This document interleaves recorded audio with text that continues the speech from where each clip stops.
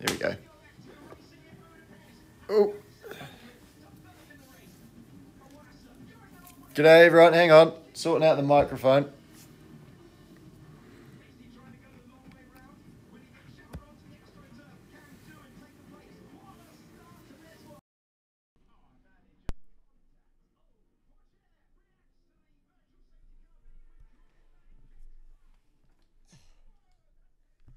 G'day.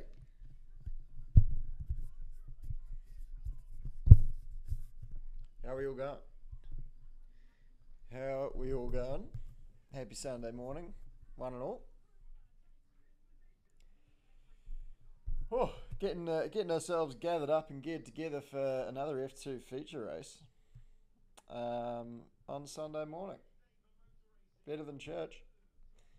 All right, so if you're trying to sync up and watching along on Sky, we're just looking at the overview of the circuit at the moment.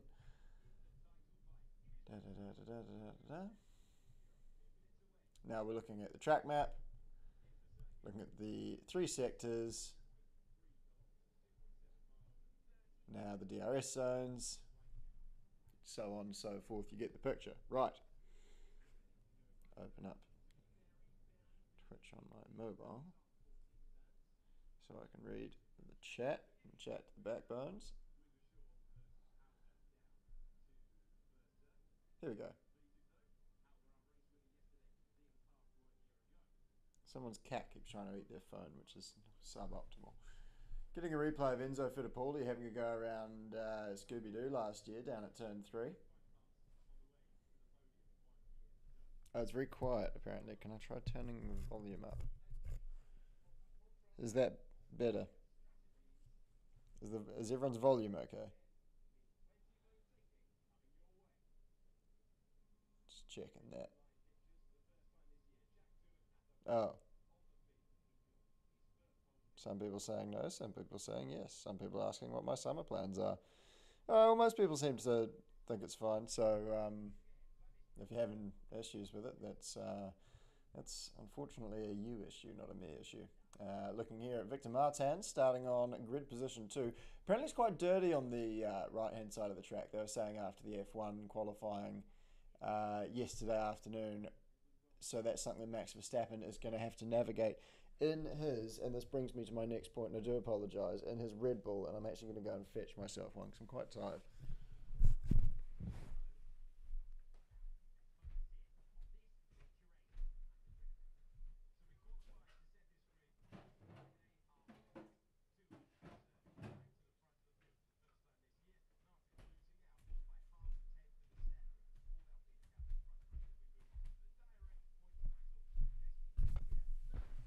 This is not a paid promotion. Oh shit, they're going through the grid. Fuck, it's old mate and Martins 1-2, then it's Behrman and some other bloke. Hadjar P5, Awaza P6, Behrman P7, Darubla P8. Hauger is going to start 9th, yesterday's race winner. Kushmani starts 10th. Enzo Fittipaldi starts Marcus Armstrong P11. Vashore 12th. And then Boschong will start P13 alongside Zane Maloney. Then there's Juan Manuel Correa next to Arthur Leclerc. Jackie Moon, he will start P17 next to Roy the Boy.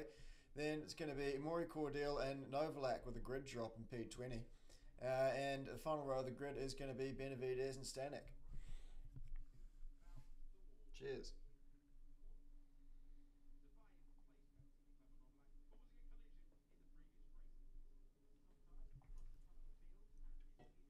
Oh, that's a bit better. Woo. Right. Formation lap is underway. If you're looking to sync up, as I will then just pay a quick bit of attention back to the chat again. So early for a Red Bull. It's never too early for a Red Bull. In fact, actually, I stand by that so much to the point where I'd say it can be too late for a Red Bull. So most certainly can be too late for Red Bull. If you're giving me Red Bull after 11:30, I'm not sleeping. So, you know.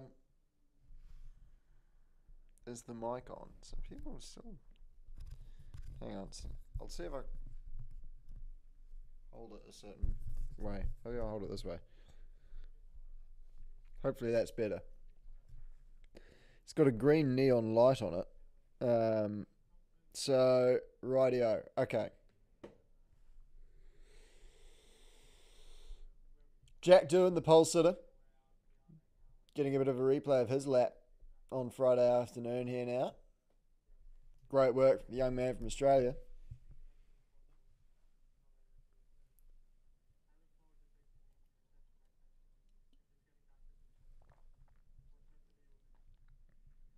Running the original Jack Doohan haircut that we got so used to last year. Now, he did look a lot hotter with his new trim at the start of this season, but it didn't seem to come with performance. So ultimately, it looks like it's been a good move to return to the old number 3 all over for.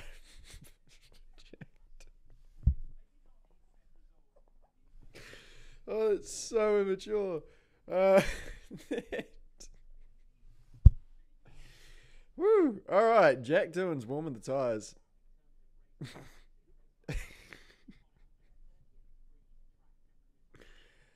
There's Mick Doohan, running the same haircut. Probably around about a number 4 or 5 though.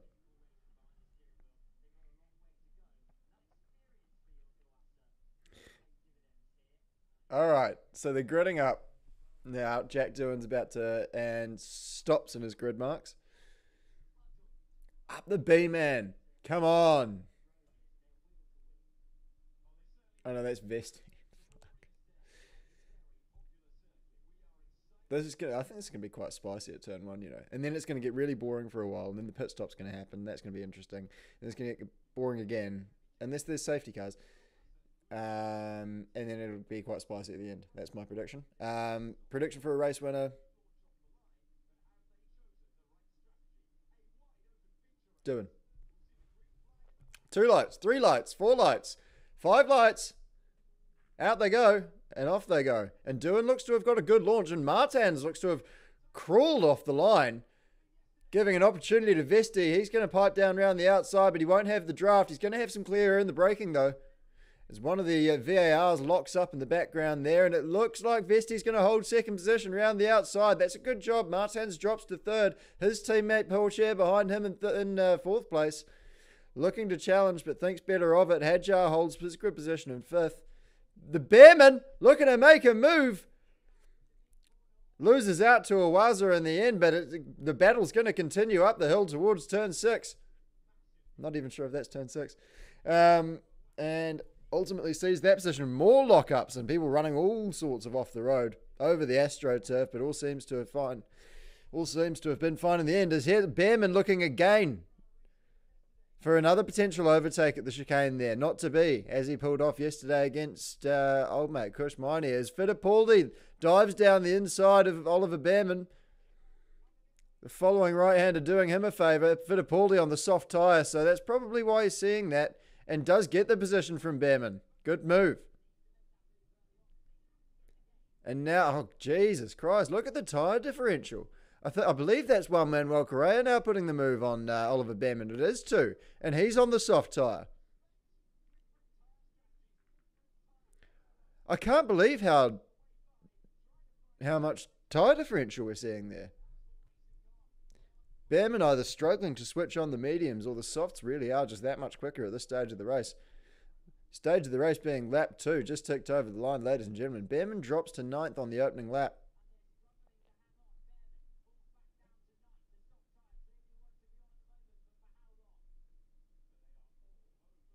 So we sort of gather our thoughts here. Jackie Moon having a go around the outside, bit of a pinch of a break, but continues on. No positions gained or lost for the young man from Texas. Oh! Ralph Boschong having a great old look up the inside of Jehan Daruvala. Oh, and he doesn't get the job done, and Moon's going to look to capitalise. Gets down the inside of him, going down the hill, and up they come. Who's going to come out on top? Crawford moves up to 13th momentarily. Why are we watching this battle on the screen? Look, the good shit's happening way behind. Oh, for fuck's sake. I mean, if I was running the show, it'd be a different world. All right, so I've got no idea what's happened in that juicy fight. But it looks like Jackie Moon has held the spot, and he's going to end up P13. So he hasn't got Daruvula, who's going to come out trumps in that fight, according to the timing screen. So I'm going to have another sip of my Red Bull.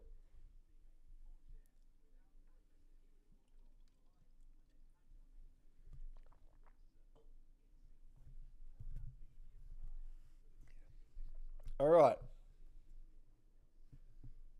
Need to do the old Murray Walker. Hold the microphone close to my face. Okay, so it's Jack Doohan with exactly a 1 second advantage over Frederick Vesti, Scooby Dooby Doo as he's known on this channel, for being a Great Dane, if you're not familiar with that jargon. Oh, and Nasani putting a stonker on Arthur Leclerc. Is he going to hold it? He's run a bit deep. Leclerc's going to come back down the inside. Nasani has to take to the off-running, and he's going to have to settle for another go on that front. But I like the move. I like the aggression from Roy. Also a soft tyre runner.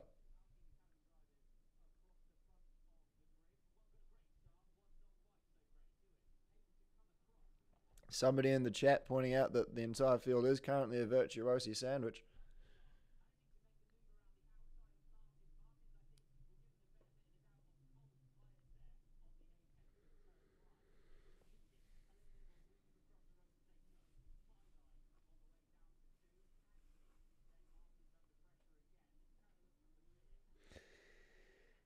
Oh, and Clem's fucked something up looking at the chat.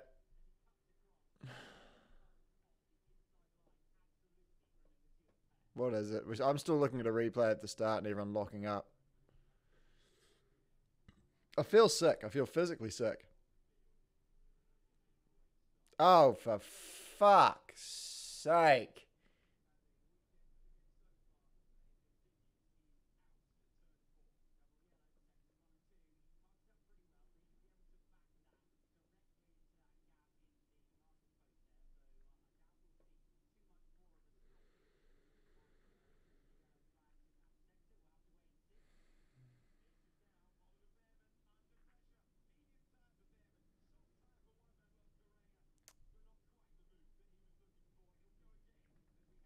Green flag. Conditions resume at the Hungaro ring.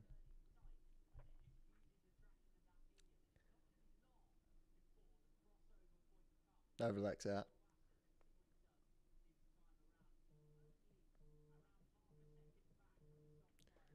Someone's ringing me.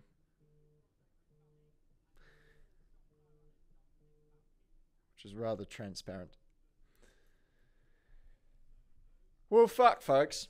I mean, that's all I've got to say about it. All right, so it's Doohan from Vesti. He's opened that margin out by 0.3 of a second.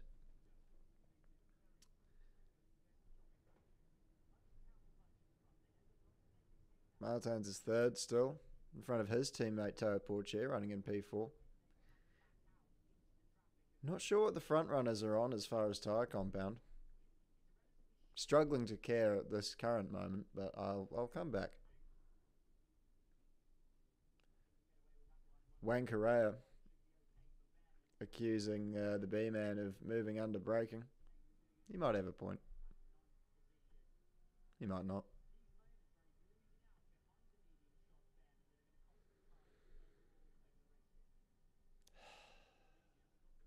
And one going for the move again.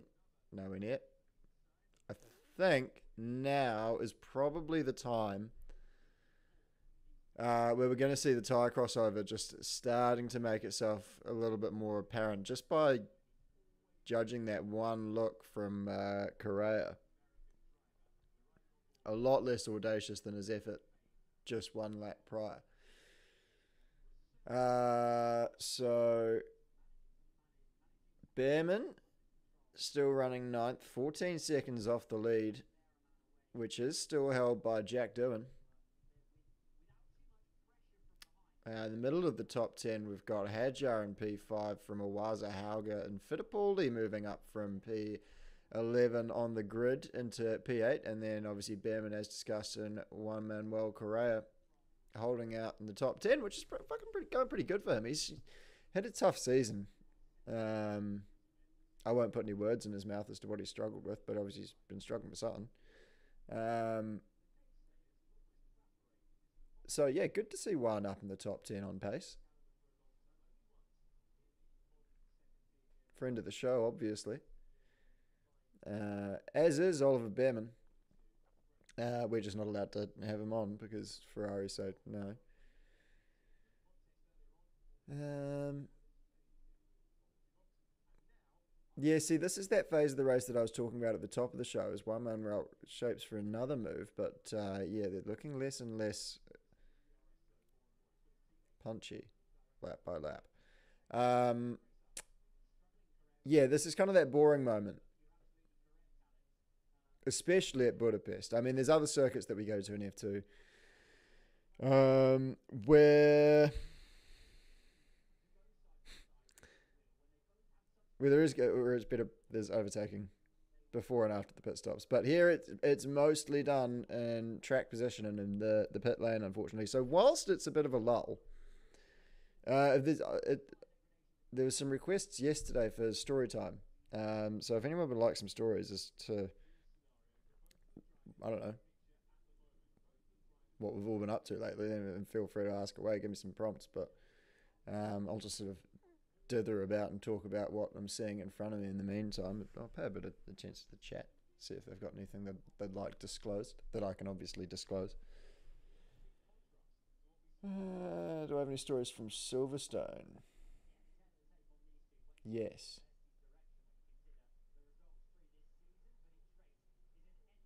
Where do you get all the passes for FG Silverstone? Get Paul Aaron on the pod. Yeah, it'd be cool to get Paul Aaron on the pod. We haven't asked him yet, but Paul, you're more than welcome, mate. We'd love to have you. The girl in the taxi last year. I actually wasn't there on that night, so I can't tell you what happened with the girl in the taxi. Bit of Novalak hate coming through in the chat there. We don't like to see that.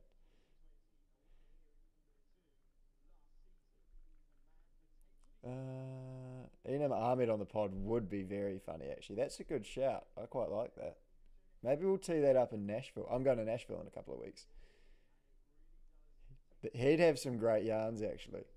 That's a very good shout from whoever sent that in. Enam Ahmed on the pod. Melbourne stories. I mean, well, Melbourne was. I'm hoping nothing's happened in this race since I started looking at the chat, and everyone else who's actually tuned in to hear some legitimate commentary is, yeah, finding out the hard way what this stream is really about, and that's me.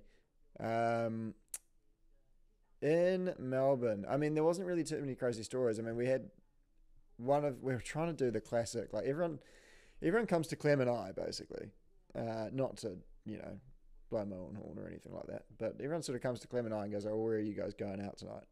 Because I don't know how, but we have this kind of reputation somehow that we like to party. But we do like to party, and so we were organising a night out, and we were trying to find a table, and then there was like, it was just a fuck up. Like nowhere was really open. We were so far away from everything we knew. We were relying on locals who didn't really know what these afters usually really look like to make me sound like a total dick. Um, but no, it was all just a bit of a mess. And then ultimately, it ended up looking like the best option was to go to the Crown Casino. Um, but the issue with that being to get into a casino, you had to be obviously over 21, and there might have been some F3 drivers in the campaign. Um, and so we get to the casino, and then I didn't even have my ID because I'm not used to carrying ID on me. I just walk in. No, I'm just never asked because I'm old as fuck. But no, obviously at the casino they checked. I was like, oh no, fuck, I don't have my ID. So me and some other unnamed drivers turned around, and then a Formula One driver who drives for a blue car was also there. Came downstairs. We had a bit of a chat, and then he went off. He went into the casino, and then played blackjack with Clement Novalak until 1 o'clock in the morning, and then they all went home. So basically, Melbourne on a Sunday night, Everyone, all the locals were telling us it's going to be shit. Like on a Sunday night, nowhere's going to be open. And we were all arrogantly saying, you guys are idiots. It's Grand Prix week. Like, of course places will be open on Sunday night. You don't know how these things work. Trust us. We've been here, done that, got the t-shirt. Anyway, we were really fucking wrong, as it turns out. So literally all the bars were closed. So once we didn't get into the casino, we had no other options. And that's my story from Melbourne as we start to see some pit stops. Sorry, excuse me there. A bit of indigestion. Jackie Moon, he gets out quite nicely. He's done exactly what Marcus Armstrong should have done last year with that pit box and just driven straight out even though there was a car coming. Fuck me. If they'd figured that one out 12 months ago, I'm not going to go on about it. A lot of raw emotion on this Twitch stream for... What time? I haven't even put my watch on today. I don't even know what time it is. About 9:30. 9:15. All right, riding on board Scooby-Doo here, who's still just within that. He's just flirting on that 1 second margin to Jack Doohan. Yeah, Hungaroring. It really is a bitch to follow.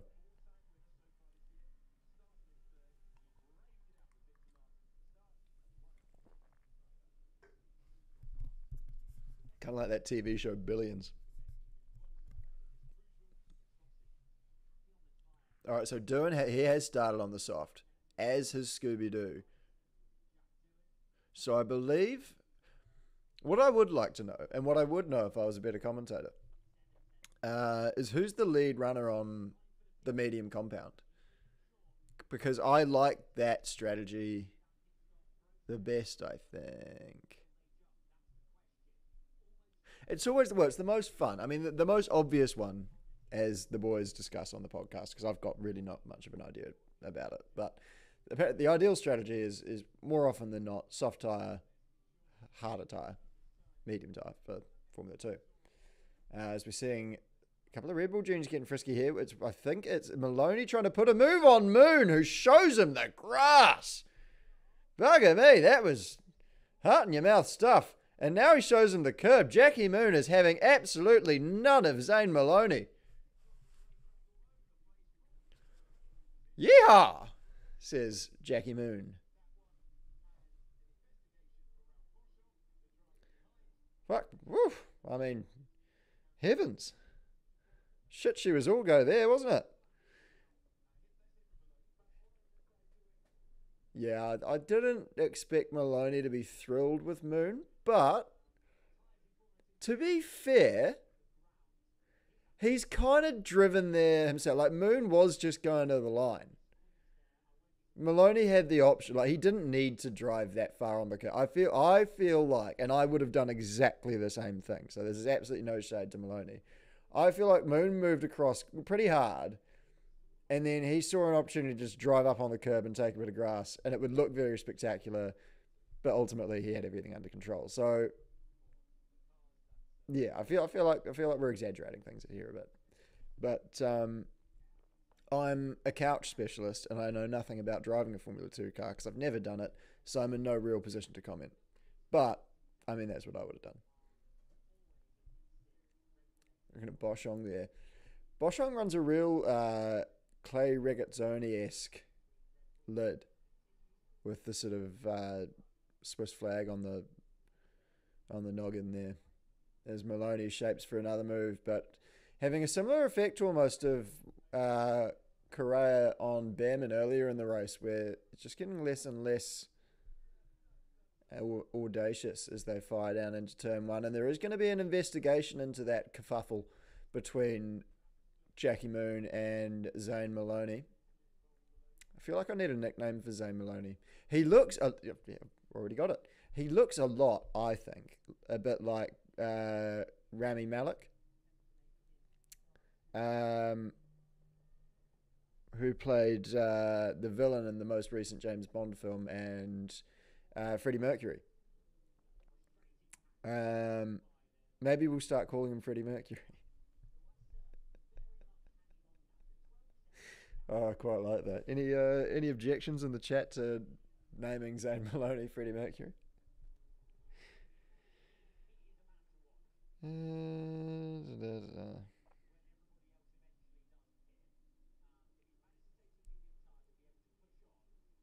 No one thinks that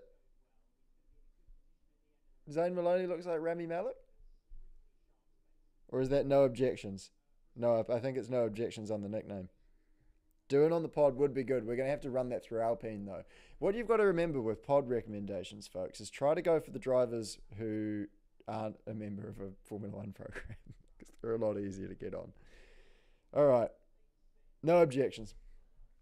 Zayn Maloney is now henceforth known on this platform as... Ooh, Moon! Looks to the inside of Nissani, but that's going to cost him as he runs in to Freddie Mercury, and they're side by side once again. And there's some hurt feelings here as well. Zayn Maloney's going to show him no courtesy. Freddie Mercury, as I should say.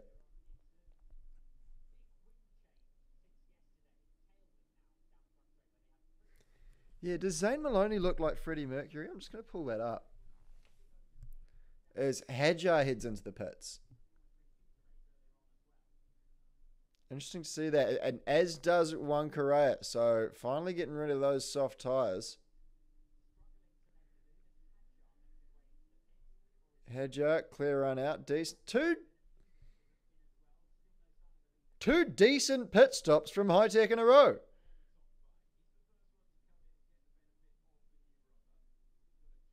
What is this?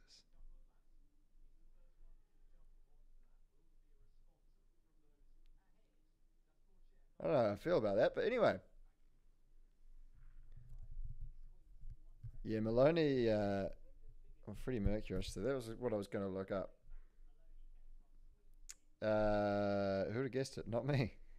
Zayn Maloney, Freddie Mercury. Sorry, this is what happens if you. And I do apologise to anyone who was looking for some legitimate commentary, and this is actually quite a good race. I almost feel bad that I'm just googling pictures of Freddie Mercury trying to compare him to Zayn Maloney, which he does look a bit like him. And I mean, this is no shade to Zayn Maloney. I mean, Freddie Mercury is a total sex icon. Fuck, he really does look a bit like him. This is the stupidest podcast ever. Zayn Maloney. I'm obsessed with him now. Teo Pourchaire's in the pit lane.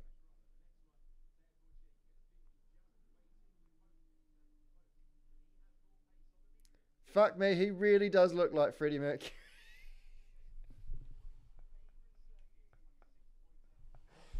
Woo! Oh, this is so fun. All right, Pourchaire exits, and he's got a half decent shout coming out in P13.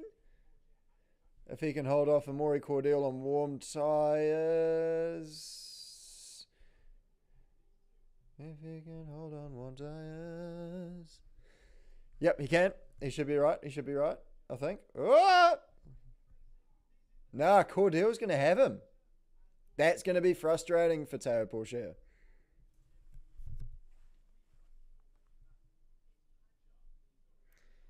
Sorry, just open Twitch again. Oh.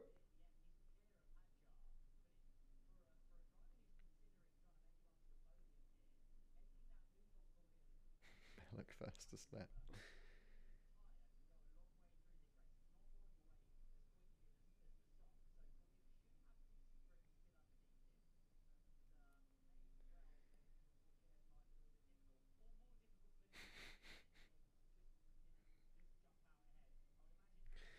All right, sorry, I'm going to get back to it now. Right, so those who haven't stopped, or those who have stopped, I'll run this way, is Pourchaire, Hadjar, Correa, Nissany, Maloney, otherwise known as Freddie Mercury, Crawford, and Boschong Benavides. Novalak's out. So, the front runner on the soft... No, but, I mean... So not even everyone's... The soft tyre's holding up quite well here. Much more so than I would have thought. Because you can stop on lap 7 if you want to. That's when the pit lane opens in Formula 2. and you can make your legitimate stop. Obviously, if you've got damage, you can stop before then. But if you change tyres before lap 7, it doesn't count. You've still got to run both compounds after that. And basically, given that we're, twice that distance, we're lap 15 now. Sorry, I should have done that way earlier, by the way. We're on lap 15 now. And still not everyone, including the leaders, who started on the soft tyre, is still out there of a 37-lap race. And that suggests to me, like, that's definitely the strategy you want to be on. Because the mediums will be sweet from here. Easily. If you've got this far on the soft tyre, with a lighter car with fuel and a more rubbered-in track by the end of the race, you're good. So I think this looks really good for Jack Doohan, so long as the undercut isn't too powerful. But again, his only threats immediately behind it. A Hauger is his closest threat immediately behind now, who pits now. It'll be interesting to see where Hauger comes out in comparison to Pourchaire, because they were running quite close together on the track, and Pourchaire obviously stopped earlier. So watch closely, folks. Hauger in. Hoping for a good stop from the MP boys. Looks to be one, and off he goes.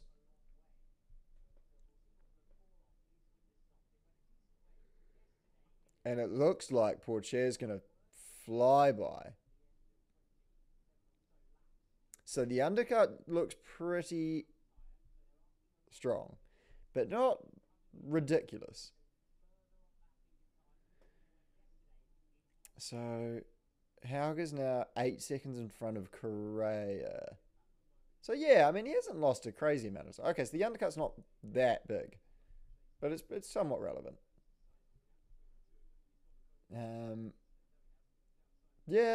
If I was doing, I'd probably come in around about now.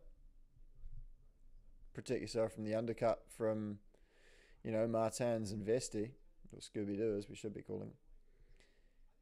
Owaza's 10 seconds back down the road. I suspect he's probably the front runner on mediums. Who started on mediums, I should specify.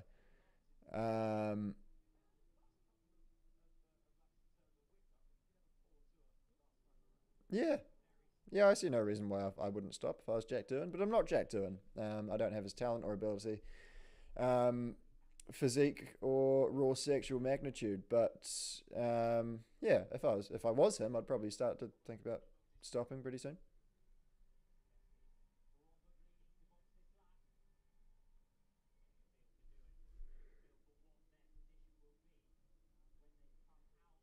Did Clem deduce the wall? Did he actually crash? The car didn't just break?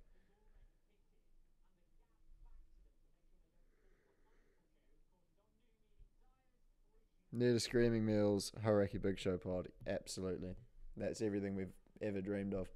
As we're seeing Pourchaire having a look now at the back of Cordeel on his newer medium tyres. And he's going to do him as well. That's a nice move from Tao Pourchaire. Probably took a little bit longer than he would have wanted, but he's through now and got a bit of clear road ahead of him. A brief snippet of half-decent commentary there for you. It's Hadjar's now on the back of him.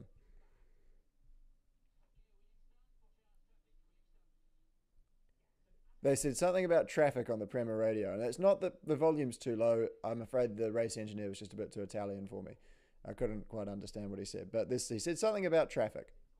So that's something they're paying attention to at Prema. As Hadjar takes a big old look down the inside of Cordeel through the S's, but backs out of it. Geez, I thought that could have got pretty ugly for a second there. He's still right on the tail. Shapes for a move downhill into the right-hander, but it's not to be. He's going to try and, I'd imagine, set him up and, for down the straight now, but it's, as we discussed on yesterday's broadcast, so difficult to follow through the last sector, or the last corner in particular, and get the job done. But it does look pretty good here. Looks planted. Yeah, this is done. Hadjar's going to breeze by here.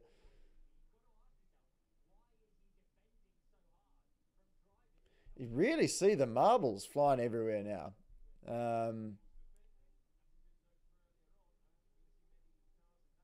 So, signs of a lot of tyre deg, but no such signs up front for do invest in Martins. And a lock-up to boot for Cordial as well. Hadjar isn't happy. Hadjar is never happy, is what people are saying in the chat, and you bang on.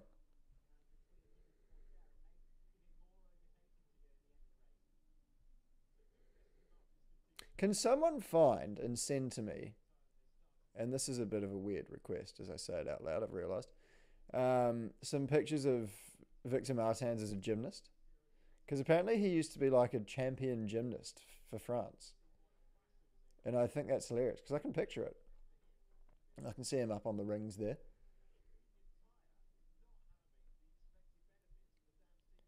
And he's an unbelievable peddler. What an athlete. Is Fittipaldi's in? What tyre is he running? Because he did Behrman at the start. But he was on that soft tyre. I remember talking about that, basically making excuses for Behrman. So it looks like those running...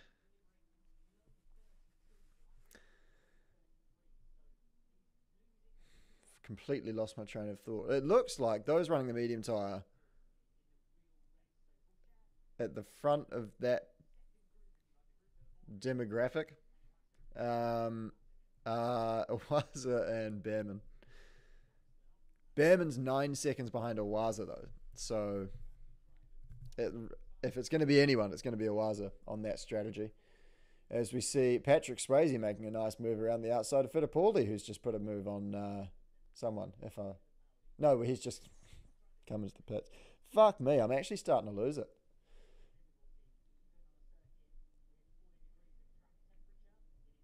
And Correa now looking to capitalise with his warm tyres around the outside, but not to be. Fittipaldi holds strong. I like Enzo. He's cool. Not bad on the other end of, or on the business end of an American football either. Saw him warming up with Freddie Mercury before the Friday practice at Silverstone. He was giving it some. Probably hasn't got the height for it, but yeah, could have been something in the NFL perhaps. All right, so Owaza's now pitting. Owaza now gets rid of his meat. What? Okay, so Owaza now gets rid of his mediums with 17 laps on the clock, which kind of makes sense, I guess.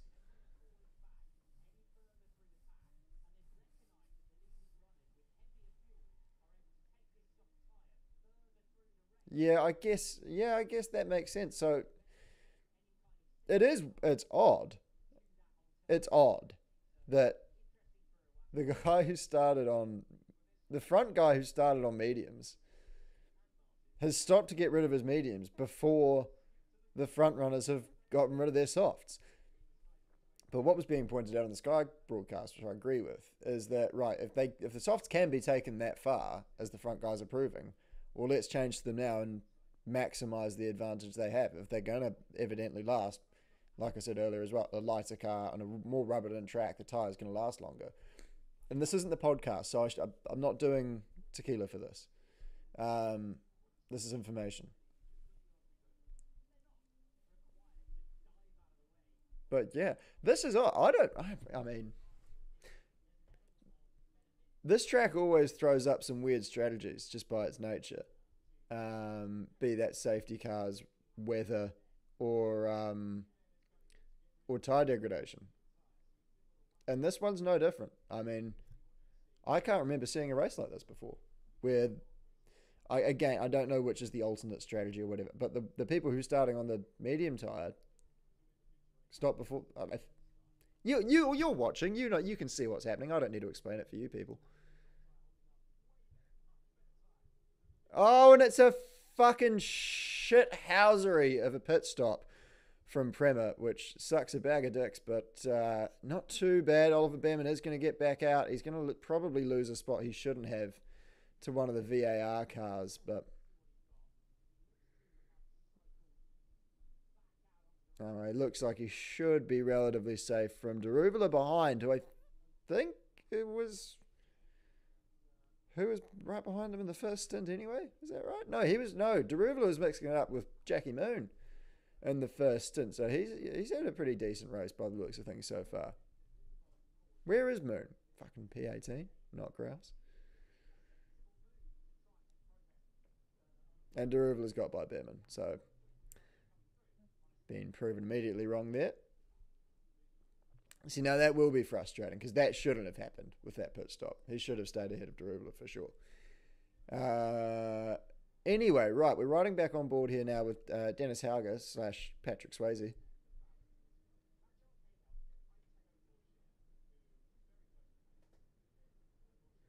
And he's just in front of Enzo Fittipaldi. Quite hard to figure out exactly sort of as they're running now, really, to be honest. Black and white flag for Jackie Moon. Track limits.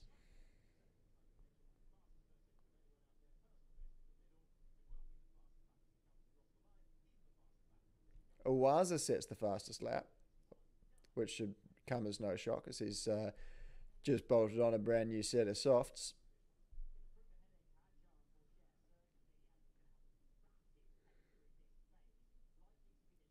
So, right, okie doke. As Cordial comes into the pits. There's some kind of issue at the back there, but c'est la vie, as he literally has written on his rear wing. As we return to the front, it's Jack Doohan, who's still out there. As Vesti's been told to box. All right. Scooby-Dooby-Doo is going to come to the lane. 5.7 seconds behind Jack Doohan as he enters the pit lane. Keep that number in mind, folks. Let's see how this folds out. Hopefully a better pit stop for Scooby-Doo than there was for the B-Man. Down at Prema. Let's see how it goes. Softs off. Bit slow on the rear left.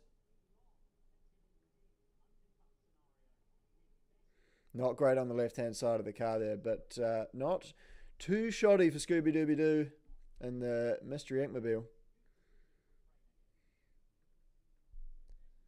As Stanek, who surely can't have stopped, is now running up in P3. He must be one of the last guys to stop outside of Doohan and Martins. This is madness.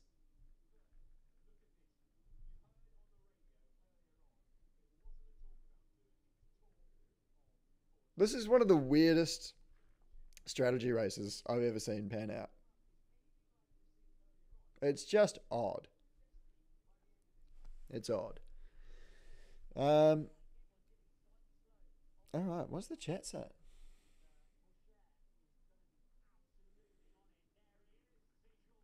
Bit of chat about Scooby-Doo. All right, now we go. Okay, all right, so we're going to get Scooby and Théo Pourchaire coming together on the track here. This is what this is Luke Skywalker versus Darth Vader. It's Martin's pits. This will be interesting to see where he shapes up in comparison to Scooby-Doo. And Doohan's still going. All right. You do you, Jack Doohan. And a nice stop for Victor Martins. He's got half a shot at Vesti, you know. Do you? I mean, do I know? He's only just going to come out in front of him, and Vesti's going to have the hot tyres. I think this should be pretty straightforward for Frederick Vesti and Théo Pourchaire, and it looks to be exactly that way out of one. Scooby-Doo is through without a drama. Fortunately for him, Victor Martins having the wisdom to probably get on the brakes a little bit earlier than he needs to, warm those carbon brakes back up, and not pinch a tyre and crash into the back of the championship leader. And race? No, he's not the race leader. Doohan's the race leader. Oh! And Pourchaire has just shown the scenery by Victor Martins there. That was massive. The three Frenchmen together on the road with Martins, Pourchaire and Hadjar having a right old ding-dong. As now Hadjar gets done. I mean, Pourchaire's tyres are going to be in absolutely worse condition than Juan Pablo Montoya at the end of his IndyCar career. As Doohan finally gets those soft tyres off, Mick Doohan is going to be having 1,000 heart attacks. He'll be literally just screaming at everyone, fucking, why aren't we pitting, mate? I don't understand. Everyone else is fucking pitting. And then we'll see if it works out. And then it'll be all smiles and handshakes at the end. And it looks like Doohan's going to have quite the margin. Go on, Jack Doohan. What a drive from the young Australian. He's come out with a 7-second advantage. So he's gained 2 seconds on Vesti and all of that. Maybe it's... Was it 5.7 or 6.7?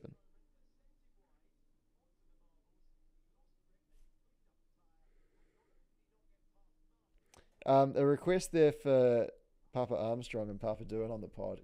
That would be so good.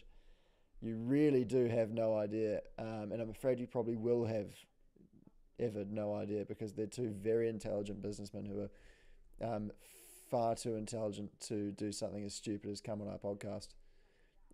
But it would be very, very good. As anyway, we'll return to the race. And Owaza now getting a look at the back of Pourchaire, whose tyres should have just about recovered from Martins escorting him off the circuit.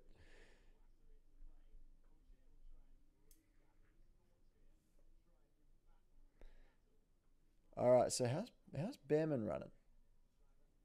Not that great currently. 11 to go, 26 of 37. Sorry, I haven't really done many of those throughout this thing. I do try to give you updates as I can. As we've got Owaza now, we're in the DRS. Pourchaire covers. Owaza on the soft tyre around the outside, gets on the brakes. He's going to go and look for the switchback. He's still going to have that DRS as they go down towards turn 2 and 3 now. He's going to have to get late on the anchors, does so. And at the end of the day, it's all pretty straightforward for Ayumu Owaza, who marches forward onto 5th position. And actually, talk about a guy who's having a day. Isaac Hadjar running up in P4. That's great stuff from him. He's had an up and down year so far. That sled's no beauty by any stretch of imagination. But obviously the Heidsieck has something here at the Hungaroring if we look at last year's results as well. And I believe that is actually Armstrong's very wagon. As you see a replay of Owaza and Pourchaire. Looking now at Jehan Duravala on the circuit behind friend of the show, two friends of the show, Juan Manuel Correa. And that's not Jehan Duravala. Yes, it is. No. Holy shit, get it together. That's Jehan Duravala. He's a friend of the show. He's also behind friend of the show, Richard Forshaw, who's also behind friend of the show, Juan Manuel Correa. Actually, there's a lot of friends of the show. There's, dare I say, from P7 to P12, P13, P14. Friends of the show. I haven't got a great relation. We don't really know Freddie Mercury too well, but we've had a couple of exchanges at Silverstone. Seems like a nice enough chat. We'll see how he feels about me once I've explained to him that I've decided to name him after Freddie Mercury. There's a black and white flag for Victor Martins, which will be concerning as he runs P3 on the road, as we see Static now putting a move on Jackie Moon, I believe that is. For P nowhere, but he'll be pleased nonetheless. Moon, yeah, he's not had a good weekend. He had a nice start to this race, Jackie Moon. He was up a few spots, but yeah, it's been a bit of a fucker for him.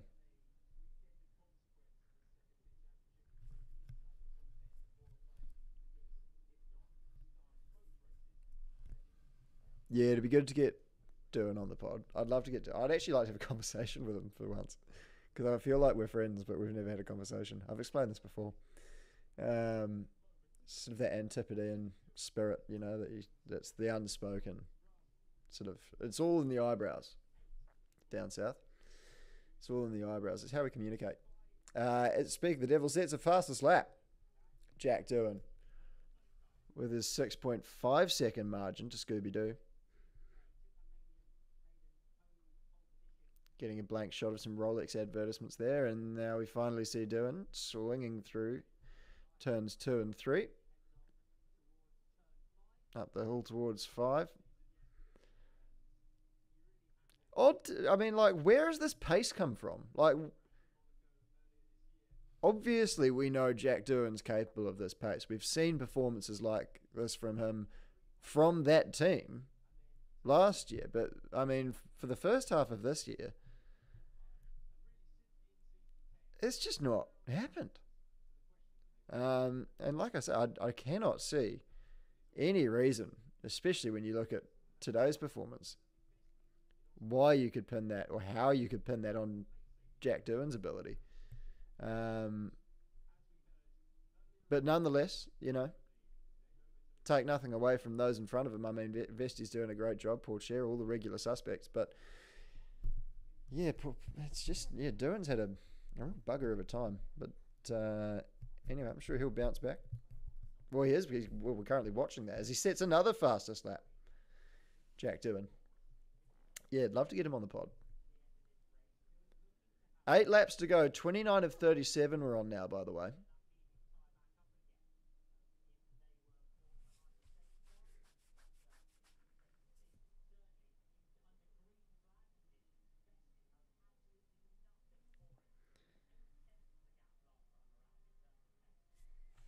There's a pin request. Okay, yeah, pin that. Oh, no, it's already been pinned. Okay. Oh, this is so confusing. All right, 29 of 37. Here's as they run. I haven't taken you through the field yet. Here's as they run. All pit stops completed. 29 of 37. It's Doohan. I'm going to do their actual real names. Doohan, Vesti, Martins, Hadjar, Awaza, Pourchaire, Hauger, Fittipaldi, Correa, Vachor. That's your top 10. Daruvala, Behrman, Leclerc, Nissany, Maloney, Stanek, Crawford, Miney, Benavides, Boschong P20, Cordeal 21, Novalak last and out in P22.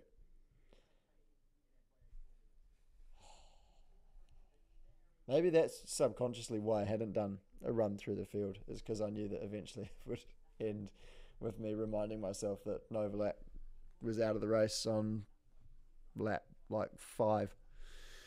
Anyway, the Campos is not having a good time of things given some of their performance recently. They've had some good pace recently. They found that early season form that they started the year with, or certainly looked to be that way in Austria at times, but not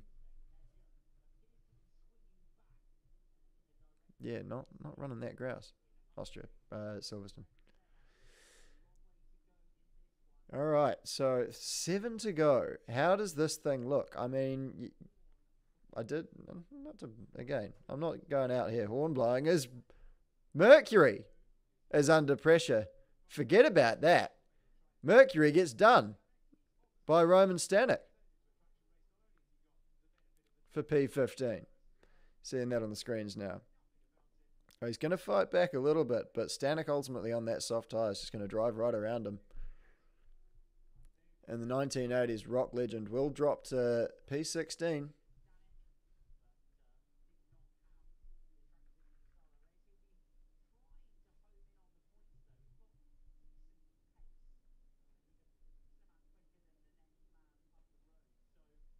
A lot of the nicknames are very 80s centric now that I'm thinking about it.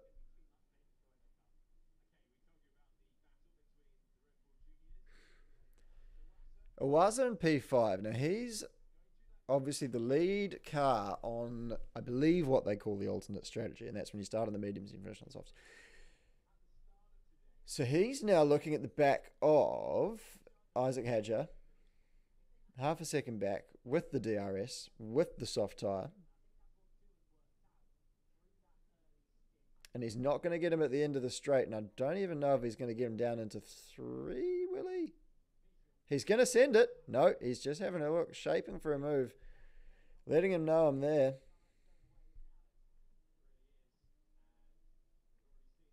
Is Static now the fastest lap? Closest to home, Roman Stanek, the closest thing he gets to a home Grand Prix. We have some support out there.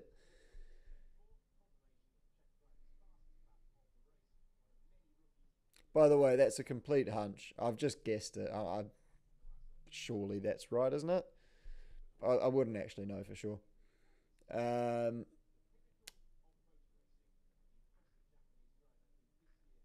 Yeah, just watching Iwaza following Hadjar. And this is very Hungaroring-esque, where it looks like something could happen at the start of the lap, and then you realise the rest of the lap is just eternal corners, and you just watch them fall further and further behind, damaging their tyres and creating less and less chances of an overtake. Which sometimes, folks, is what single-seater racing just has to be.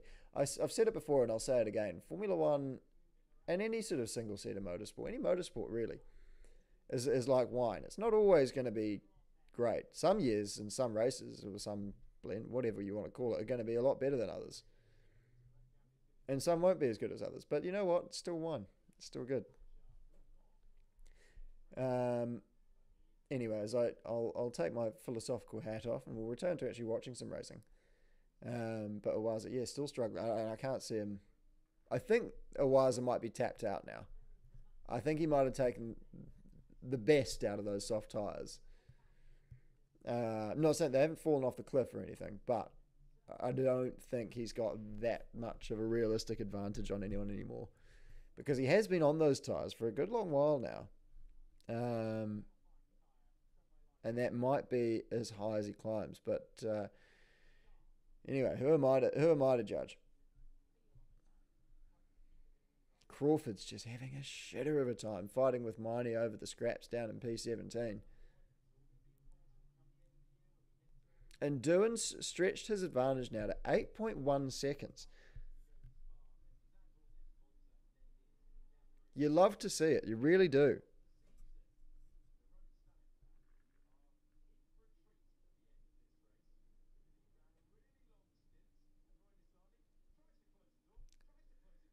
Jeez. Some replays here. Bit of action. Everyone getting... Yeah, Jackie Moon is driving with his elbows out today. Iwaza again just looking close to the back of Isaac Hadjar there, but as they come out of this next DRS zone, if the move's not done, it's going to be another painful lap for him. With just 4 left to do on the board now. 8 seconds, still the gap. 8.2 out in front, in fact, for Jack Doohan. 2.5 seconds further down the road from Frederick Vesti in P2 is Victor Martins. But it is going to be Vesti who's got the biggest smile today, as he's going to be bringing home 18 points if they finish as they do right now. And Pourchaire down in P6, he's had a bit of a slower start to the day. And then who else is in it? Behrman arguably is in the on 88 points, but I mean he's finished. He doesn't look like he's going to score today, which is fucking shit. That's all I can really say about it. Fittipaldi's he's had a decent day. Yeah, I mean it's just another feature race, really, isn't it? As Moon is under investigation again, and Doohan sets the fastest lap again. Now on lap 34 of 37.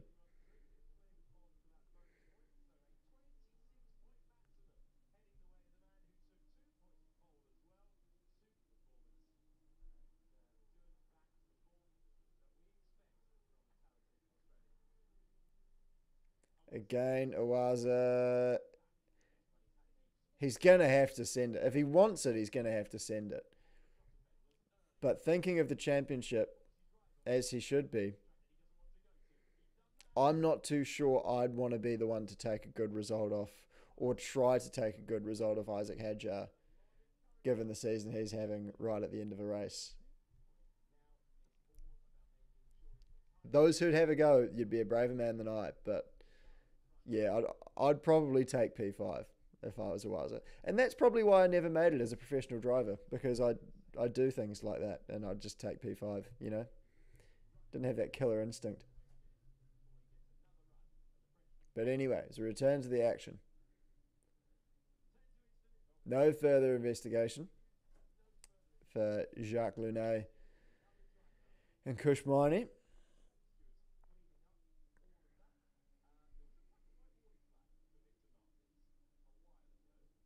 Very different race we're seeing to the sprint yesterday. This is a bit more fanned out. They were really running bumper to bumper through the sprint. Obviously all on the same strategy, but with the exception of Roy Nassani, the hometown hero here this weekend.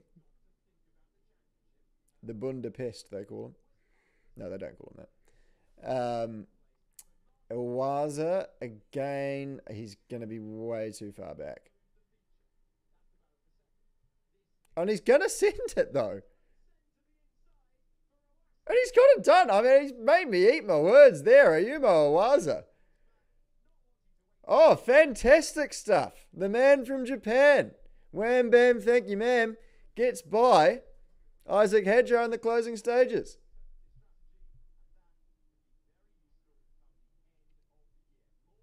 Great stuff. Fucking, how many car lengths do you like? 4? Sends it. Doesn't even lock a brake. That's great stuff from Ayumu Iwaza, who is, fun fact, Rory Child's favourite person to interview. Because he's 90% sure that Iwaza only understands 10% of the question. Anyway, black and white flag track limit warning for Leclerc down in P13. He's up 3 spots from his starting grid. So certainly what you'd describe as a mediocre day for him. Actually, I'm not even sure that's mediocre. If you asked, I'm not just being critical. If you asked him, he'd probably say it was sub mediocre.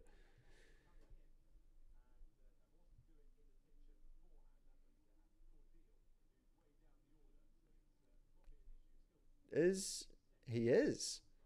Victor Martins is starting to close in here now on Scooby-Doo. That could be the one to watch in the last 2 laps here, folks.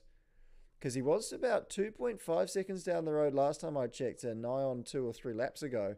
And he's now got that margin down to 1.1, almost within DRS. He could have even timed this quite well, because he's a second behind halfway around the lap. So if he can just use what he can of that tyre over the next third of a lap to get in that DRS zone, that could be exactly what he needs to get by. But obviously a lot easier said than done. As we go through the twisty part now, and is Vesti now just starting to rattle his dags a little bit? 8.6 the margin out in front for Jack Doom. Not worried about that right now. Looking at the last 2 spots on the podium as it currently stands.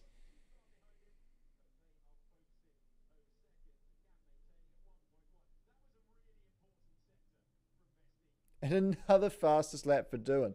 Slow down, son. It's in the bag.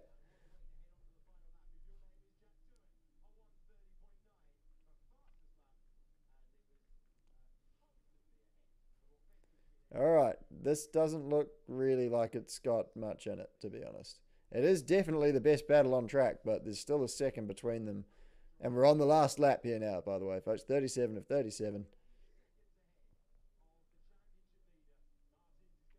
Not a lot of interesting storylines in this one, I've got to be honest.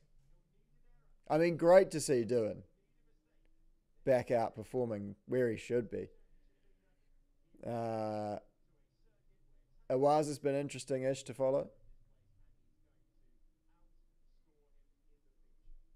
Both VARs in the points. Good to see that. 1 up in P9. He'll be out tonight. I actually know exactly where he'll be. The afters in Hungary are famously good. To the point where I've had numerous people message me in disbelief that I'm not going. But yeah, battle scars still haven't quite healed in Hungary for me. But anyway, they're healing for Jack Doohan as he rounds the final corner and takes the checkered flag with a 9.6 second margin. So Scooby Dooby Doo, who is going to get home and cross the stripe in P2, he'll be pleased with that. Championship day for Frederick Vesti, and it's Martans with a solid performance, and he'll bring it home in P3 for ART. 16 seconds later, you can do that in the SpongeBob voice if you want, Owa's is going to bring it back home in P4 in front of a couple of French drivers. I was going to say a cluster, but they seem to have separated themselves. It's going to be Hadger and Pourchaire. Then it's going to be Patrick Swayze in P7, Enzo Fittipaldi P8, and as I said before, both the ARs bringing it home with the points in P9 and 10. They'll be pleased with that, the Dutch outfit. Then just outside of the points, Jehan Daravala, and unfortunately Oliver Behrman as well. Arthur Leclerc. Stanek with a strong showing, but ultimately not enough for points in P14. Roy Nassani, he's in P15. Then it's going to be Freddie Mercury in P16, Jackie Moon in P17, Brad Benavides, Boschong, Miney, Cordell, and Novalak round out your field. And there's Mick Doohan. All smiles now, but I can guarantee you there were some people taking some abuse when he was still out there on his soft tyres on lap 20, whatever the fuck it was. All right. Jack Doohan getting a fuckload of pickup on his tyres on the in-lap. Said the car was unbelievable. Grouse. You see the Invicta watch branding on that machine. Credit to my good friend James, actually, who did that deal. I'm not talking about myself. It's actually another guy called James. And Kush Miney just spinning it on the last lap there to round out his shit day. Yeah, give it a burnout. Do it for the crowd. If you are, do you know, there's something. Compulsory rule. If you finish below let's say 15, because even with a fuckload of penalties, if you're 16th and below, you've got no realistic chance of scoring points. If you're 15th and below, you have to do burnouts on the in-lap for the crowd and donuts and stuff. That should be compulsory. And on that, I'm going to hang my hat. Hey, thanks, you backbones, for joining us throughout the weekend. It's been good fun. I don't know if I'll be back next weekend. There is a race next weekend, isn't there? It's